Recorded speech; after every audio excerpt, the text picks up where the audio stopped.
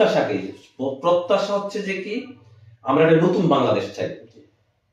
সাধারণ আমরা ভোট দেব, ভোট দেওয়ার পর আমরা একটা নতুন বিনির্মাণের একটা বাংলাদেশ চাই। নতুন ভোটারদের প্রত্যাশা হচ্ছে এই জিনিসটা, মোটটা কথা। জি, আপনার সংক্ষেপ উত্তরটা এক মিনিটে জানতে চাচ্ছি, সেটি হচ্ছে প্রত্যাশা কি পূরণ হবে? ইয়েস বা নো?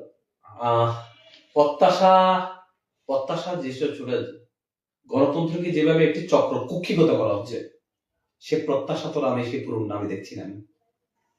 আপনি বলতে চাচ্ছেন এই প্রত্যাশা নিয়েও কিছু মহল ষড়যন্ত্র করছে, আপনি কি? আমি অফকোর্স হোয়াই নট, সেটা হচ্ছে যে আমাদের যেটা কারা কারা এই পক্ষ ছিল। প্রত্যাশা নিয়ে আপনার এই ষড়যন্ত্র করছে? এই ষড়যন্ত্রটা টোটাল হচ্ছে যে আপনারা যারা গুপ্ত সংগঠনে যারা ছিল, যারা গুপ্তভাবে রাজনীতি করছে, আমরা যাদেরকে বিগত 16 বছর 17 বছর আমরা যারা মাঠে ময়দানে যাদেরকে আমরা আন্দোলন সংগ্রামে দেয়নি এবং হাসিনার বিরুদ্ধে একটা মিছিল করতে দেয়নি, হাসিনার বিরুদ্ধে একটা আন্দোলন করতে দেয় না, তারা চুপিসারে বিজনেস করছে, তারা ব্যবসা বাণিজ্য করছে, সমস্ত কিছু তারা পরিচালনা করছে।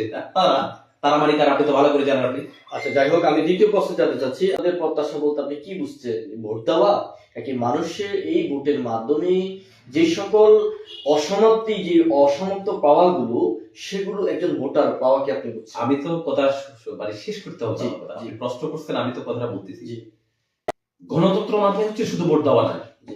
আমি ভোট দিয়ে আমার ঘরের মধ্যে চলে গেলে এটা গণতন্ত্র নয়, ইট ইজ নট ডেমোক্রেসি, এটা তো নয়। গণতন্ত্র হচ্ছে আমার মৌলিক যে অধিকার, আমি যে ভোটটা দেব হচ্ছে আপনার, আমি যে শুধু ভোট দিব তা না, আমাকে ভোট দিতে হবে, আমার ভোটের পাশাপাশি আমার কথা বলার অধিকার থাকতে হবে, আমার বাক স্বাধীনতা থাকতে হবে, আমি গণতন্ত্র যেটা আমি ইন্ডিপেন্ডেন্ট ওইটা থাকতে হবে।